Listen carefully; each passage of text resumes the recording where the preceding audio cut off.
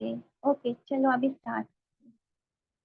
तो हम्म, हाँ, यह है कि भगवान जो है अर्जुन को बोलते हैं कि जो आ, जो भगवान कभी भी ट्रांसफॉर्म नहीं होते, उनके शरीर में कोई ट्रांसफॉर्मेशन नहीं होता। वो कभी भी आ, उनके अंदर कोई चेंजेस नहीं होते हैं। यानी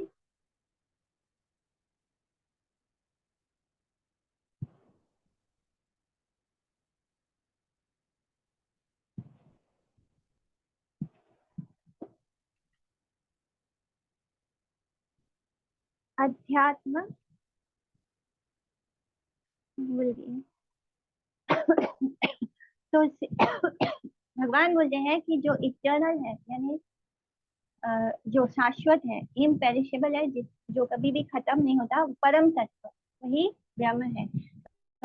इनफैक्ट जीवात्मा भी कभी खत्म नहीं होती, और भगवान एस परम ब्रह्म वो भी हमेशा इटर्नल है, वो भी खत्म नहीं होता, दोनों ही इटर्नल है, और दोनों को ही हम ब्रह्म कहते हैं।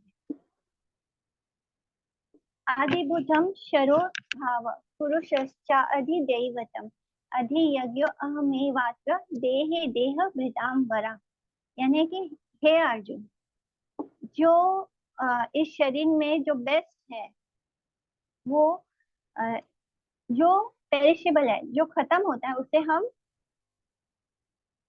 आदिभूत कहते हैं। यानी जो खत्म होने वाला है, जो क्षय होने वाला है, जो मटेरियल होगा वही खत्म होगा।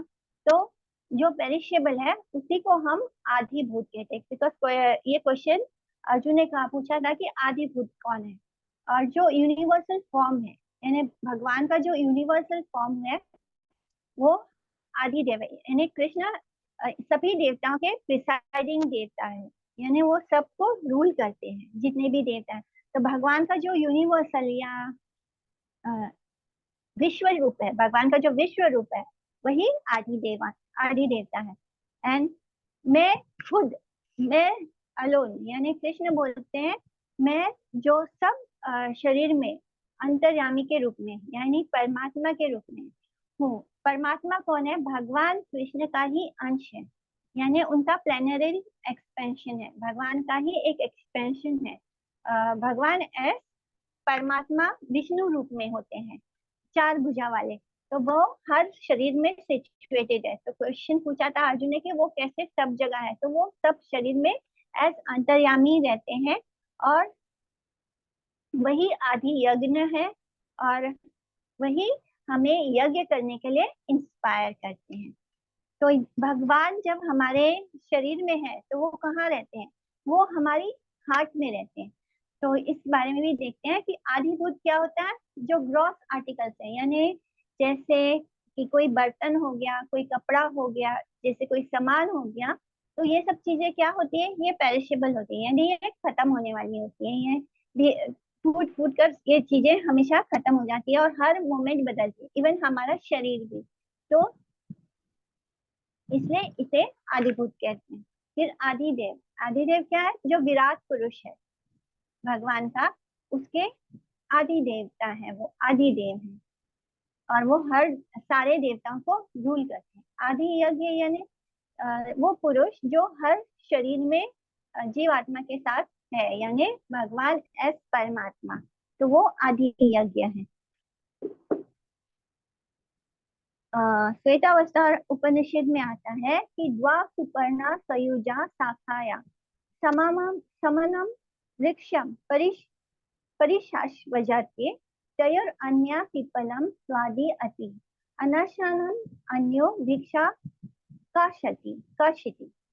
यानी जो सिरोदक्षाई विष्णु है, पुरुष है, वो वो और जीवात्मा दोनों एक पेड़ पर बैठे हैं, दो पक्षियों की तरह। बैनियन यानी अश्वत्थाम क्या ट्री बोलते हैं बैनियन ट्री को? जो बड़ का पेड़, ये पीपल का पेड़ होता है, बैनियन। तो उस पेड़ पर दो पक्षी कैसे बैठे हैं? एक तो भगवान है परमात्मा, और एक आत्मा यानी हम सब जीवात्मा। और जब तक ये जीवात्मा कृष्ण की तरफ यानी परमात्मा रूपी पक्षी की तरफ नहीं मुड़कर देखता, तब तक वो क्या करता है, वो इस संसार में अपने भोगों को एंजॉय करता है। तो इस तरह जो परमात्मा है वही आदि यज्ञ है। और भगवान जब इसके बारे में शास्त्र बताते हैं कि श्रीमद् भागवतम में केचित स्वदेहांतर हृदय वक्षा वकाशी प्रदेशा मात्रम पुरुषम वासंतम, यानी भगवान कहाँ रहते हैं?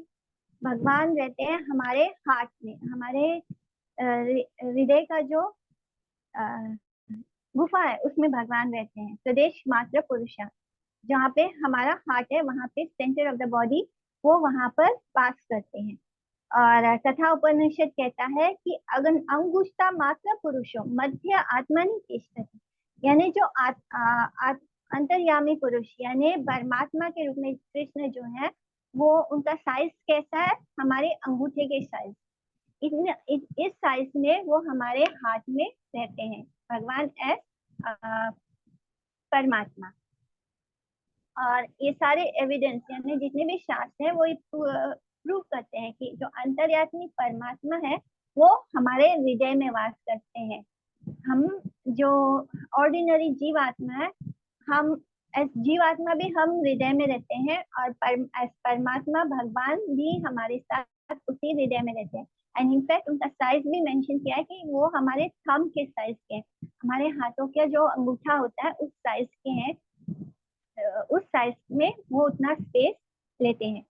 और लेकिन कृष्ण जो है बाकी सबके लिए वो परमात्मा के रूप में वास करते हैं, लेकिन जो उनके शुद्ध भक्त होते हैं, कृष्ण के जो शुद्ध भक्त होते हैं, उनके लिए वो किस रूप में है? एक किशोर के रूप में। एस परमात्मा वो विष्णु के रूप में है, चतुर्भुज रूप में है।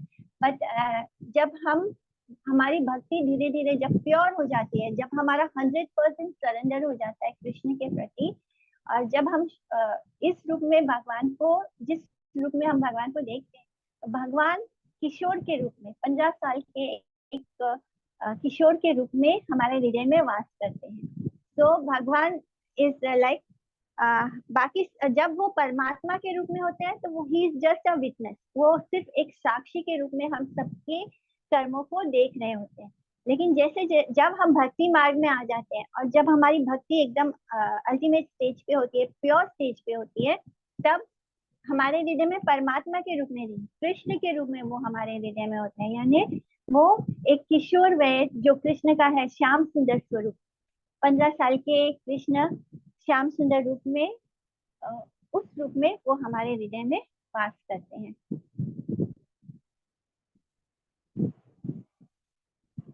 तो जो ये परमात्मा है वो भी क्या है? तो भगवान कृष्ण का ही एक्सटेंशन। अंत काले चामामेव स्मरन् मुक्त्वा कलेवरं या प्रयाति सामद्भावं याति नास्त्यत्र संशय। यानी भगवान बोल रहे हैं, ये सबसे इम्पोर्टेंट बात है कि बिकॉज इसको जानने के बाद ही हम जान पाते हैं कि हम इस मटेरियल बॉडी से कैसे मुक्त होंगे हमेशा के लिए, और कैसे हम अपने घर वापस जाएंगे। हमारा घर वो लोग वृंदावन धाम।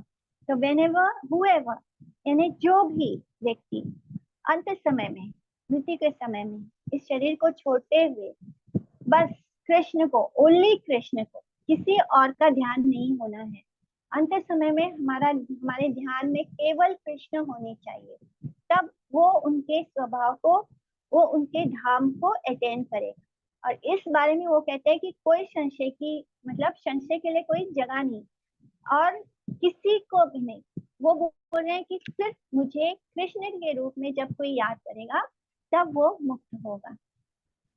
तो हम कैसे कृष्ण को याद कर सकते हैं? तो इसीलिए कृष्ण को हम अंत समय में याद रख पाए, उन्हें रिमेम्बर कर पाए, उसके लिए हमें जरूरी है कि हम, इसीलिए चैंटिंग करने के लिए बोलते हैं, इसीलिए हम बार बार कहते हैं कि हमें एक क्षण भी कृष्ण को नहीं भूलना है।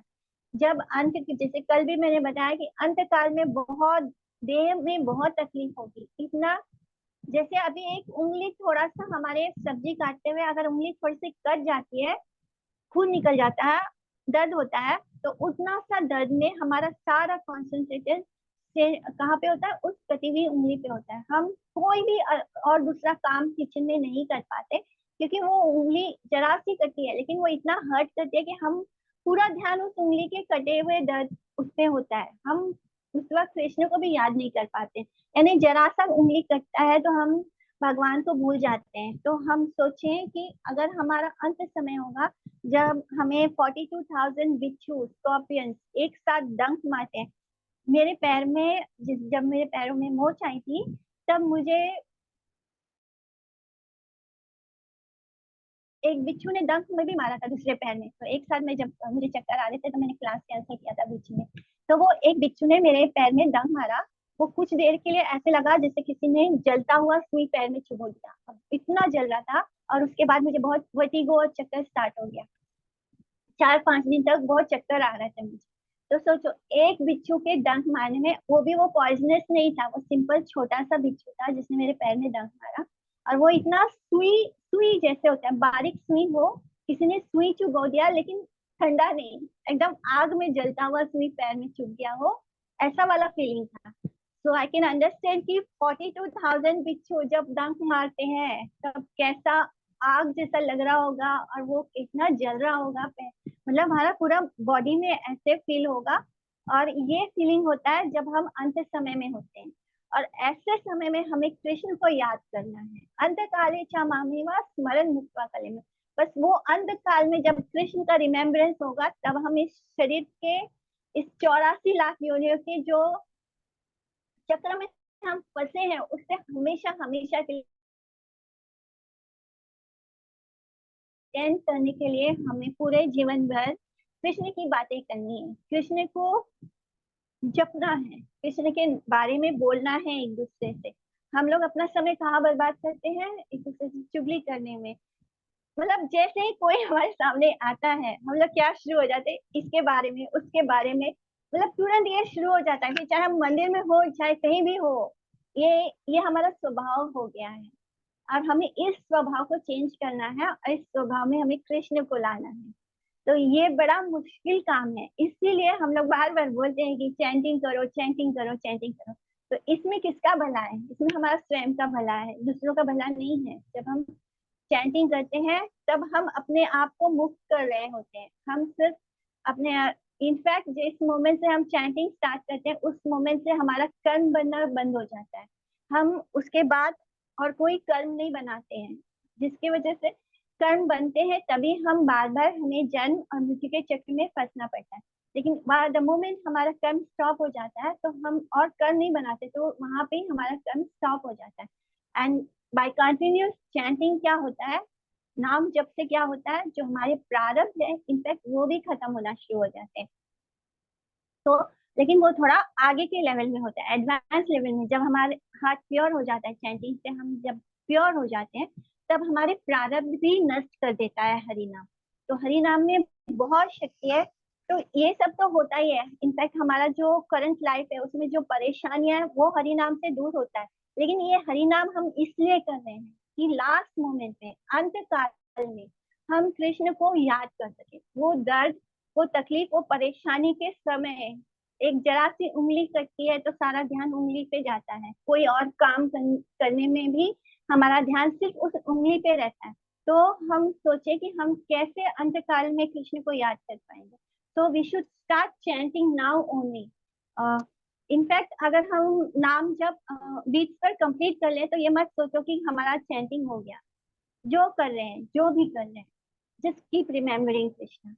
हरि नाम करते रहो, हरे कृष्णा महामंत्र बोलते रहो। दूसरों से बात करने में समय बर्बाद करने से अच्छा है कि हम हरे कृष्णा बोलते रहें। तो जितना हम अपना समय कृष्ण को देंगे, अंत काल में वो कृष्ण हमें लेने आ जाएंगे। यम यम वापि परम भावा त्याज्यन्ते कलेवरम तम तमे वैति कौन्तेय सदा तद्भाव भाविता। कि जब कोई अंत समय में मुझे रिमेम्बर करता है, और हे कौन्तेय, उसका जो मेंटल कंडीशन होता है, जो मेंटल स्टेट होता है, जिस चीज में उसका माइंड एब्जॉर्ब होता है, उस रूप में उसको नेक्स्ट बॉडी प्राप्त होती है। जैसे कि अगर कोई भक्त नहीं है, किसी ने भक्ति नहीं की है, लेकिन उसके मन में जैसे गुरुदेव ने एग्जाम्पल दिया है, मैंने उनके लेक्चर में सुना है तो वो क्या बोलते हैं कि जैसे किसी व्यक्ति के मन में व्हाइट हाउस में रहने की बहुत तीव्र इच्छा थी, उसको बहुत मन था कि वो व्हाइट हाउस में रहे, तो लेकिन उसके पास उतनी सुकृति नहीं है, उसने शायद भक्ति नहीं की है। तो इट इज नॉट नेसेसरी कि भगवान जो है वो हमारी सब इच्छा पूरी करते हैं। हम जो इच्छा करेंगे भगवान उसको पूरा करेंगे। तो भगवान हमारी इच्छा पूरी करते हैं, बट बिकॉज अगर उस व्यक्ति के पास इतनी सुकृति नहीं है, वो डिजर्व नहीं करता है कि उसे ह्यूमन बॉडी प्राप्त हो, तब भी कृष्ण उसकी इच्छा पूरी करेंगे। May be he will become a cockroach in white house. यानी भगवान ने आपकी इच्छा पूरी की, भगवान आपकी हर डिजायर को पूरा करेंगे, लेकिन आपको समझना है कि आपकी क्या डिजायर्स होने चाहिए। जब तक आपके अंदर मटेरियल डिजायर्स है, इट इज नॉट कंपल्सरी कि आप नेक्स्ट बॉडी ह्यूमन बॉडी प्राप्त करेंगे। अगर आप कृष्ण की शरण में नहीं है तो ह्यूमन बॉडी प्राप्त करने की कोई गारंटी नहीं है। बट बिकॉज हम सब कृष्ण के बारे में बोलते हैं, उनका नाम जप करते हैं, तो एटलीस्ट हमारे बारे में ये श्योर है कि हमने अगर ठीक से भक्ति नहीं भी की तो next body we will get a human being. तो यहाँ पे बताया गया है कि जो भी हमारी डिजायर लास्ट मोमेंट में हमारा जो कॉन्शियसनेस होगा, तो कॉन्शियसनेस कैसे फॉर्म होता है, जो हमने जीवन भर जो काम किया होता है, अगर हम उसके बारे में सोचते हैं, उसके बारे में बातें करते हैं, तो लास्ट मोमेंट में वही हमारे दिमाग में आएगा। जैसे कोई बहुत जिस किसी को बॉडी बिल्डिंग का बहुत शौक होगा, एंड इफ अगर लास्ट मोमेंट में उसने ऐसे सोचा, लेकिन इसने कभी सिर्फ बॉडी बिल्डर्स के पिक्चर्स देखे हैं या हीरोज को देखा है, और इस ये सब करने में उसने शायद ही भगवान को याद किया होगा। जो लोग बॉडीली कॉन्शियस में होते हैं, उनके लिए कृष्ण के बारे में सोचना, बोलना, बातें करना, ये सब थोड़ा डिफिकल्ट होता है, यानी इम्पॉसिबल ही होता है। जब तक हम शरीर की सजावट में लगे रहते हैं, हम कृष्ण के बारे में नहीं सोचते, उनके बारे में बात भी नहीं करते हैं। हम देखते हैं कि जो स्टार्स होते हैं वो कितना ज्यादा अपने बॉडी को ही डेकोरेट करते हैं। जो मॉडल्स होते हैं, फैशन डिजाइनर्स होते हैं, ये मॉडल्स वगैरह, ये सब क्या करते हैं, इनका सारा कंसंट्रेशन अपने शरीर को सजाने में होता है। वो कैसे दिखते हैं, वो कैमरे पे कैसे लगते हैं, उनके वीडियोस कैसे हैं, उनके फोटो कैसे हैं। तो जब ये सारे कॉन्सेंट्रेशन होते हैं, इट इज नॉट कंपल्सरी कि उनको अंधकाल में भी वो ही चीज दिमाग में होगी, लेकिन इट इज नॉट नेसेसरी कि उनको नेक्स्ट बॉडी ह्यूमन का मिलेगा। किसी को बहुत अच्छे अच्छे कपड़े सजावट की शौक होगी, तो मे बी उसको पीकॉक का जन्म मिल जाएगा। किसी किसी को बहुत बॉडी बिल्डिंग की शौक होगा, तो मे बी उसको नेक्स्ट बॉडी एलिफेंट का मिलेगा। किसी को बहुत तेज दौड़ने की इच्छा होगी, तो उसको नेक्स्ट बॉडी किसका मिलेगा, हॉर्स का मिल सकता है। जितना हम बॉडीली अचीवमेंट पे कंसंट्रेट करेंगे, तो it is for sure that you will not get the body of a human being, you may get the body of any animal. किसी को बहुत स्विमिंग का शौक है, पानी में रहने का, स्विम करने का बहुत शौक है, तो उसको नेक्स्ट बॉडी किसका मिलेगा, फिश का मिलेगा। Any body elephant, water animal का मिलेगा। तो इस तरह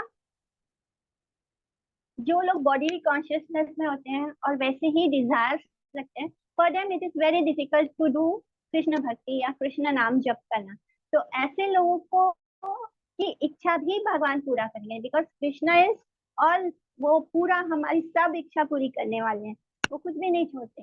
लेकिन वो इच्छा पूरी होगी, बट जितना हमने जो किया है कर्म, उसके अकॉर्डिंग पूरी होगी। अगर हमने बॉडीली डिजायर्स रखे हैं, तो नेक्स्ट बॉडी में हमें, इट इज नॉट कंपल्सरी कि हमें ह्यूमन बॉडी मिलेगी, हमें कोई ना कोई एनिमल किंगडम में जाना होगा। तो वॉट एवर हम सोचेंगे, यम यम वापी स्मरण, जैसा जैसा हम सोचेंगे, स्मरण करेंगे, भावम त्याज्यन्ते, यानी इस कलेवर को, इस शरीर को जब हम त्यागेंगे, तब तमें वैसे वैसे वैसे कौन से है, सदा सद्भाव भाविता, उस भावना के अकॉर्डिंग उसको नेक्स्ट बॉडी प्राप्त होगी। तस्मात् सर्वेषु कालेषु मां स्मर युध्य च मया अर्पित मनोबुद्धिर मामे वैश्यस्य असंशया। यानी इसलिए इस बात को हमेशा याद रखो कि तुम्हें अपना प्रिस्क्राइब ड्यूटी, अर्जुन का प्रिस्क्राइब ड्यूटी क्या है, उसे युद्ध करना है। सो यू शुड रिमेम्बर कि तुम्हें अपना प्रिस्क्राइब ड्यूटी पूरा करना है, यानी तुम्हें युद्ध भी करना है, लेकिन अपने मन से, अपनी बुद्धि से तुम्हें मेरी शरण लेनी है और मुझे याद रखना है। एंड फिर इसमें कोई डाउट नहीं है कि तुम मुझे ही प्राप्त करोगे।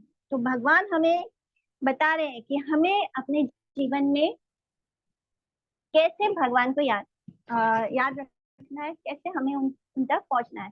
यानी जैसे हम बोलते हैं ना कि हम जो भी काम कर रहे हैं, जो हमारा ड्यूटी है, जो हमारा काम है, उसे हमें करना है। तो इट इज सो प्रैक्टिकल तरीके से वो हमें समझा रहे हैं कि हमें क्या करना है, हमें कुछ नहीं करना। यहाँ पे जब वो अर्जुन को बोल रहे हैं कि तुम्हें युद्ध करना है, तो उसे युद्ध करना है, लेकिन इस बार वो युद्ध कर रहा है, उसकी प्रिस्क्राइब ड्यूटी युद्ध करना जरूर है, लेकिन जब अर्जुन युद्ध करेगा और कृष्ण को याद करेगा तो वो युद्ध भी क्या हो गया, डिवोशनल सर्विस यानी भक्ति हो गई। बिकॉज वो किसके लिए युद्ध कर रहा है, वो कृष्ण के लिए कर रहा है। तो सेम थिंग मैं आप सबको भी एज स्टूडेंट भी मैं यही बोलती हूँ ना, जैसे मैं शीशा को भी बोलती हूँ कि शीशा को स्कूल की पढ़ाई करनी है, तो वो कहती है कि मेरा मन नहीं करता, उसको सेवा करनी थी, उसे ग्रुप में सेवा करना, कृष्ण के लिए कुछ भी करना उसको बहुत अच्छा लगता है, तो वो उसका ध्यान पढ़ाई से हटता था। तो अभी मैंने उसको मना कर दिया है कि सेवा मत की, तो भी उसे थोड़ा थोड़ा करने की इच्छा होती है। तो उसको मैंने यही बोला है कि वो जो स्कूल में पढ़ाई कर रही है, वो पढ़ाई वो कृष्ण के लिए करे, अपने मम्मी पापा के लिए भी नहीं करना है, उसे पढ़ाई खुद के लिए भी नहीं करना है, उसे बहुत अच्छे मार्क्स से पास होना है। क्यों? क्योंकि अगर वो अच्छे मार्क्स से पास होगी तो कोई उसके कृष्ण के बारे में उल्टा सीधा नहीं बोलेगा। अभी उसको कृष्ण के बारे में सुनना पड़ता है उसके मम्मी पापा से, क्योंकि उसके पढ़ाई में उसके मार्क्स कम हो रहे हैं। तो इसी तरह जब हम अपना हर काम कृष्ण के लिए करना शुरू करते हैं, हमें ना दूसरों के लिए करना है, ना घर वालों के लिए करना है, ना अपने खुद के लिए करना है, हमें सब कुछ कृष्ण के लिए करना है। इवन हम जो पढ़ाई कर रहे हैं, हम डॉक्टर की पढ़ाई कर रहे हो, हम इंजीनियर की पढ़ाई कर रहे हो, हम नौकरी कर रहे हो, do it, give your 100%, do it at your best, जिससे कि अगर आपके घर में कोई है तो वो आपको ये उंगली उठाकर ना बोले कि आपने कृष्ण, आप बहुत कृष्ण कृष्ण करते हैं ना, तो आपका क्या हुआ, आपका पढ़ाई खराब हो गया। तो देयर इज नो हार्म, आप जो कर रहे हैं कीजिए, कोई हार्म नहीं है। भगवान ने यहाँ अर्जुन को यही बोला है कि आप युद्ध करो, लेकिन मुझे याद करते हुए। तो हमें सब कुछ करना है, अपना जो हमारा ड्यूटी है वो हमें पूरा करना है, बस हमें वो चीज कृष्ण के लिए करना है, ये सोच के कीजिए। और उसे जब आप कृष्ण के लिए करेंगे तब आप उसको एकदम परफेक्टली बेस्ट करेंगे। जो आपका एबिलिटी उतना नहीं है, बट यू आर योग युक्तेन चेतसा नान्यगामिना परमं पुरुषम दिव्यम याति पार्थानु चिंतयन्। तो अब यहाँ पे डाउट है अर्जुन को कि मैं कैसे युद्ध करते हुए आपको याद करूं। बिकॉज जब वो लड़ाई कर रहा होगा, युद्ध तो अलग ही चीज है ना। हम कुकिंग करते समय तो फिर भी बोल सकते हैं, हम झाड़ू लगाते हुए भी बोल सकते हैं, तो युद्ध करते हुए कैसे बोलेंगे। तो इस बार तो भगवान उसको अज्यूम करते हैं कि अर्जुन के मन में ये डाउट है, तो वो बोलते हैं कि अभ्यास योग, यानी अभ्यास करते करते, यानी जो कॉन्स्टेंटली हमें धीरे धीरे, ये एक दिन में नहीं होगा लेकिन हो जाएगा, कि हम धीरे धीरे जब हम हर काम करते हुए अपने आप को थोड़ा फोर्स करना है, उसे ही अभ्यास कहते हैं। अभ्यास इसी को बोलते हैं कि हम स्टार्टिंग में हमारा मन नहीं लगता किसी चीज को करने में, लेकिन हम उससे धीरे धीरे फोर्स करते हैं अपने आप को, बिकॉज जब हमें पता होता है कि जो हम कर रहे हैं वही बेस्ट है, यही करना है हमें, तब हम अपने आप को फोर्स कर सकते हैं कि हाँ, हमें ऐसे भगवान का नाम जप करना है। अभी हम थोड़ा थोड़ा देर करते हैं, चलते चलते करते हैं, कुकिंग करते करते हम शुरुआत करते हैं कि नहीं हम कृष्ण कृष्ण बोलेंगे, लेकिन थोड़ी देर में हम कुकिंग में इन्वॉल्व हो जाते हैं और भूल जाते हैं। फिर हम अपने, हमें जैसे ही याद आता है तो हम दोबारा हम हरे कृष्णा बोलना शुरू कर दें। तो एकदम से नहीं होगा, बट ये अभ्यास से हो जाएगा। तो अभी हम इसको, क्लास को यहीं पे एंड करते हैं, बिकॉज हमारा जूम जो है वो 40 मिनट्स वाला ही है, तो अपने आप भी बंद हो जाएगा। तो कुछ जब तक हमारा जूम ठीक नहीं हो जाता तब तक हम 30 मिनट्स की क्लास लेंगे रोज, ठीक है। तो हम क्लास को यहीं पे एंड करेंगे और कल हम लोग श्लोक नंबर 9 से स्टार्ट होगा। Any question? किसी को डाउट है तो अभी पूछ लीजिएगा, जब तक बंद नहीं हो दीदी, जाता तब तक हम। हरे हाँ कृष्ण। हाँ। ये आत्मा भगवान गुटे साइज के कौन से उपनिषद में? उपनिषद में नहीं, इसमें लिखा है कथा उपनिषद। कथा उपनिषद में आता है तथा अंगुष्ठा मात्र पुरुषो मध्य आत्मनि तिष्ठति, यानी अंगूठा मात्र उनका साइज है, और मध्य आत्मनि यानी जो संस्कृत भाषा है, संस्कृत भाषा में हम मन को भी आत्मा बोलते हैं, बुद्धि को भी आत्मा बोलते हैं, शरीर को भी आत्मा बोलते हैं। तो ये जो आत्मा के मध्य में है हमारा हाथ, उस हाथ में वो अंगूठा यानी अंगूठे के साइज में वो वास करते हैं। ठीक है। हाँ माता जी, इसमें था ना कि हेयर टिप के 10,000 पार्ट, वो हमारा साइज है, वो हमारा हमारी साइज है, आत्मा। हाँ हमारी ओके। हम लोग बहुत छोटे हैं। हाँ नहीं तो हाँ, गॉड की जो साइज है वो हर जीवों में इतनी होती है क्या, अलग अलग होती है, या ह्यूमन बीइंग में इतनी है केवल? जो जीवात्मा है हमारा साइज है 1/10,000 टिप ऑफ द हेड, और जो भगवान कृष्ण भगवान एज परमात्मा के रूप में जो भगवान का साइज है वो कथा उपनिषद में आता है अंगुष्ठा मात्र, यानी अंगूठे के साइज में वो हमारे हृदय में रहते हैं। तो भगवान का मतलब इसमें जो दिया है वही साइज है, यानी वो चेंज नहीं होता है। और ये भी मैंने बताया कि कैसे जब हमारी भक्ति शुद्ध होती है तो हम जिस रूप में कृष्ण को देखते हैं किशोर अवस्था में, भगवान उसी किशोर अवस्था में हमारे हृदय में वास करते हैं। उस वक्त वो अंतर्यामी या परमात्मा के स्वरूप यानी चतुर्भुज रूप में नहीं होते हैं। शुद्ध भक्त के हृदय में कृष्ण किशोर रूप में होते हैं, 15 साल के किशोर के रूप में, श्याम सुंदर स्वरूप में होते हैं। ठीक है। हाँ जी ठीक है। पूछिए। हाँ किसी को पूछना है? मैंने सोचा था कि हम 15 नंबर श्लोक तक कर लेंगे, बट अभी ये बंद हो जाएगा तो अभी आधा स्टार्ट करूंगी तो फिर खत्म नहीं होगा, अच्छे से एक्सप्लेन नहीं हो पाएगा। ठीक है चलो। वांछा कल्पतरुभ्यश्च कृपा सिन्धुभ्येव च पतितानां पावनेभ्यो वैष्णवेभ्यो नमो नमः। तो एवरीवन सर्वत्र हरे कृष्णा माता जी, माता जी, धन्यवाद, प्रणाम माता जी। हरे कृष्णा। हरे कृष्ण दीदी, धन्यवाद सुजीत। हरे कृष्णा, धन्यवाद दंडवत प्रणाम। हरे कृष्णा भारती माता जी। हरे कृष्णा, धन्यवाद प्रणाम। Very nice class. Hare Krishna माता ji. Thank you so much. दंडवत। Thank you so much. Hare Krishna, Hare Krishna, Hare Krishna. Hare Krishna.